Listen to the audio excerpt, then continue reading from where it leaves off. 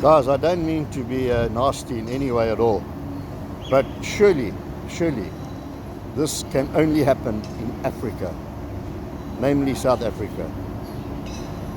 They now employ people, and there's puddles like this. I can assure you, all this water here, it's like an ocean. Have a look at that. Up, down, all over the show. These ladies stand here all day, then they take the bucket, they throw it in the bay, feed the fish. Okay, 20 liters. Then they go all the way back there. Then they go all the way back while they're standing there having a conflab. They fill the bucket. Watch. Africa. It's probably about 400, maybe 150 mils of water at a time. Look at that. Then you have all this water here. Look here. It's all got to be done. Right down. And then it rains again and fills up the puddles. And then they start again. That's just my good morning chat to the family. Enjoy the rest of your day. Goodbye from South Africa, namely Durban.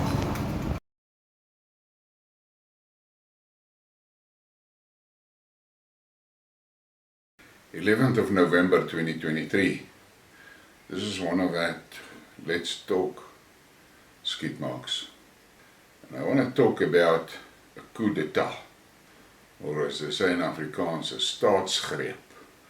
There is a lot of black people that are talking that type of story.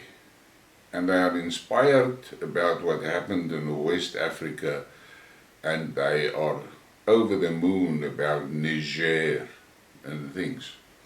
The reality is this: South Africa experienced a soft, bloodless coup d'etat when F.W.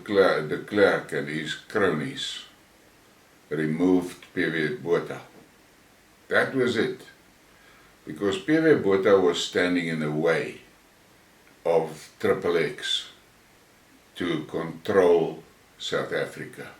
Now, many of you will be puzzled, many of you will frown, and many of you won't have a clue what the fuck I'm talking about, because you're too young. You were not even born at that stage.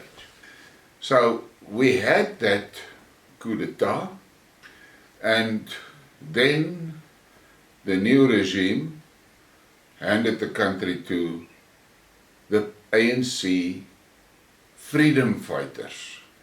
And I say handed to the ANC because that's what happened. But the ANC is not in control. They've been controlled by XXX. And for those that don't understand and ask me many times, the components of XXX, each one of these X's represents a grouping. The first X is for the, and I can't use that J word because that's a problem for the channel, but let's call them the hook noses, the Khazara. They are the one component. The second component is Klaus Schwab's gang, W whatever that is, you are aware of that. And then the final component is the global capitalists. Now these global capitalists, you must understand, they are under full control of the first X, the hook noses. And they use that mask from Schwab. But those are the components that are actually in charge of most of the West and a lot of the called Global South. Putin had the guts to first throw the Rothschilds out of his country, then he threw Soros out with all its NGOs, and then he broke the power of XXX's final component by nationalizing a large portion of the Russian natural resources. And Xi Jinping did the same. Xi Jinping knew that a free market economy would lead to XXX controlling the country. So China was built on a model of mixed economy. Strong, let's call it state-owned enterprises, and a strong private sector. In that private sector there is also some mixes, because there are some corporations that are joint ventures between private and local governments.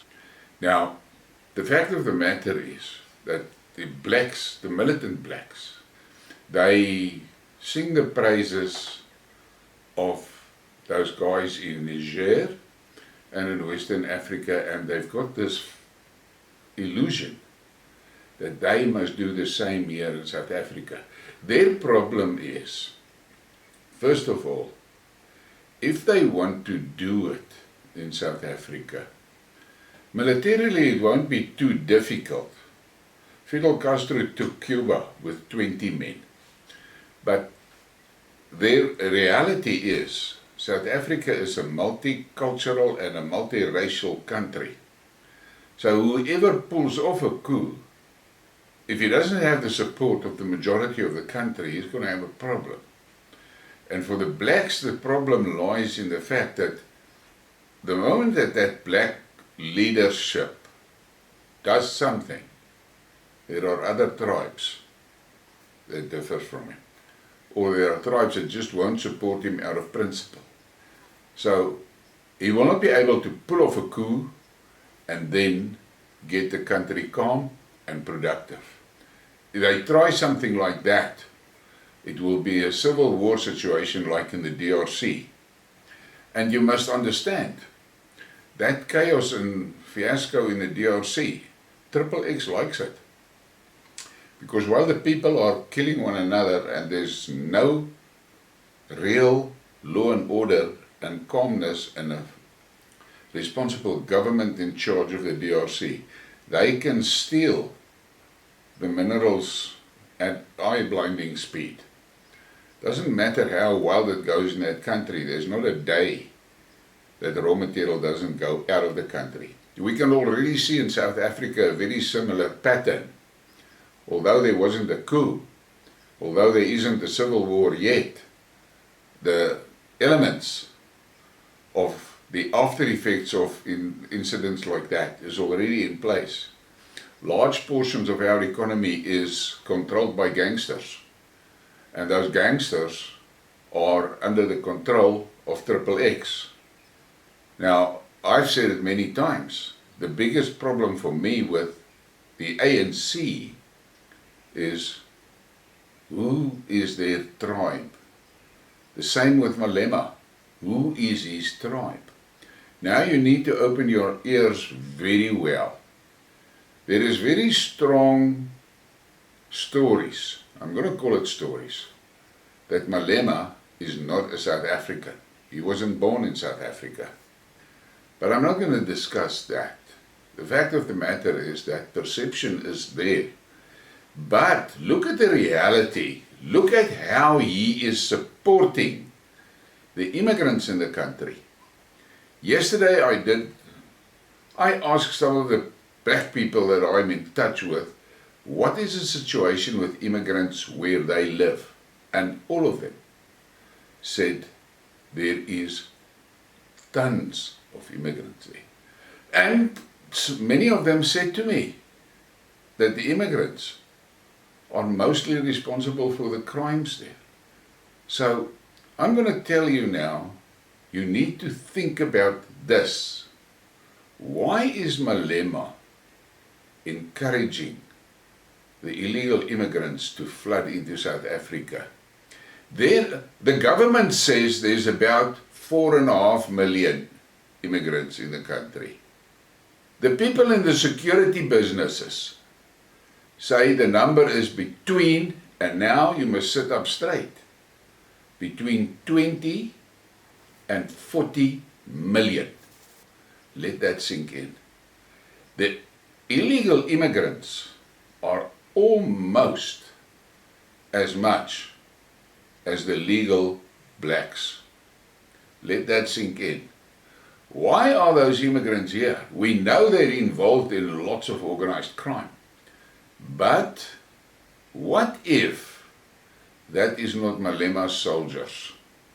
If those people, and they've got weapons, don't fool yourself, if they rise up tonight, who's going to stop them? Who? Not the police service, not that dilapidated, fucked up military. Not going to do it. I mean, look at this now. Cyril is now deploying military personnel to power stations to guard the infrastructure. But here comes the kicker. Then he comes with a shit, it's going to cost 415 million rand. Now my question is this. He's not calling up or recruiting new people. He's deploying existing Defence Force people. Those people are in any case getting salaries and whatever. Why? Where the fuck is that 415 million coming from? For what? What I'm going to say is that is loot for the cadres. And they mask it under that. This is the problem. South Africa is in the hands of criminal syndicates, not governing politicians, criminal syndicates. That is what is running the country. Look at the fiasco with the mining, with the illegal miners. And then that minister stands last night on the TV and blathers a lot of shit about what they are doing to the illegal miners. She's the Minister of Defence. The same woman that couldn't keep pigs alive on her farm near Potch.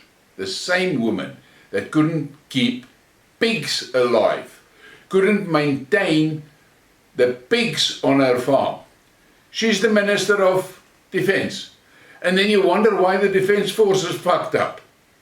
Then there's this other video, like you've seen here in the start of the program, of those people trying to drain that excess water that is flooding the Durban port with plastic bottles attached to the front of a fucking stick and a 10-liter bucket. You need to look at that and then realize how fucked we are. The first thing that you have to ask yourself is, who the hell thought it was a good plan to scoop that water out in buckets? Who thought of that plan? Who appointed people to actually do it? Who made the fucking tools? Think about this. You are so quick to jump on your racism wagons. Then go and look at what's happening in Zambia. Zambia changed direction and stopped that cock. And today Zambia is an exporter of food. Zimbabwe is fucked. There's now videos again doing the rounds telling you how well it's going in Zimbabwe. It's propaganda. That is propaganda. But go and look in Namibia, how all those ethnic groups are working together. So, you militants are quick to get excited by a politician like Malema. But you do not really understand that whatever he's whipping you up to do will have no benefit for you. It will only benefit him. The South African central government cannot continue. They cannot govern. They have proven that. Everything is falling apart. And then now you see the ANC, Mbalula, laying a charge against a black guy that revealed how Mbalula and his cronies tried to steal 500 million rand from the UIF funds. And he's got the audacity to go lay a charge because he claims it fucked his reputation. What reputation? He is known for fucking the railway system, the transport system. Now he's talking about his reputation. It's a fucking joke. I look in the Khoisan group. They are so divided. But there among them are so many militants. And they spew out racism cuck as if it is the gospel. And then the latest joke for all the blacks and many whites is this shit in Israel. Pledging the one group pledges their undying support for the Zionists, and the other crowd is pledging their support for the Palestinians. It is absolutely hilarious that South Africans can get so emotional about cock in Israel, but our own country is sinking into the sewer. I think it is time that you take into consideration. It may sound romantic, a coup d'etat, but you should think about what happens after that. Whoever tries something stupid like a coup d'etat must just understand the country will sink into the same shit that DRC is in. You're looking at a 15, 20, 25 year civil war. And here comes the kicker. There are some of these blacks that are of the opinion that they will get support from China or from Russia when they try to do shit like that. They must open their fucking eyes and look around. China and Russia is busy with a hell of a big global plan. They are not going to get involved in a fuck up in South Africa where the reality is those that are pledging their commitment to a coup d'etat are actually the people that already fucked the country up. They've already fucked the country up. The Chinese and the Russians know what the economic base was in South Africa in 1994. They know. They know better than most of these blacks that are tweeting on Twitter. They're not going to get involved and tie themselves to losers. I have a suspicion that the Russians was involved in many of those coups that has happened in the past few months in Western Africa. But they were involved on economic advice to those people. Because go and look at those coups. The governments that has been toppled has all been Western puppets. Now what are you going to say here in South Africa? We know XXX is controlling the government. But whoever tries a coup here must understand is going to run into serious problems, because the same way XXX is pushing the racism and dividing our society. If you try a coup here, or if you do a coup here, they're going to do exactly the same in the black community and promote ethnic violence to topple you. Don't be a fool. That is what's going to happen. In any case, I'm going to stop on that. I am sick and tired of these militants, South Africans, hanging on the lips of Malema and think Malema can offer them a better future. Fuck, you are living in the results of Malema and the ANC. Poverty, unemployment. They created it. Where the hell do you think they're going to come from to change that? That is their prizes. That is their main achievements. Now you think they're going to swing that around? No. They want the country in total chaos so that they can sell the raw materials. Not to your benefit, for their own benefit. Don't be a fool. Open your eyes. Please give me a like and a subscribe and share the thing. Thank you for your support.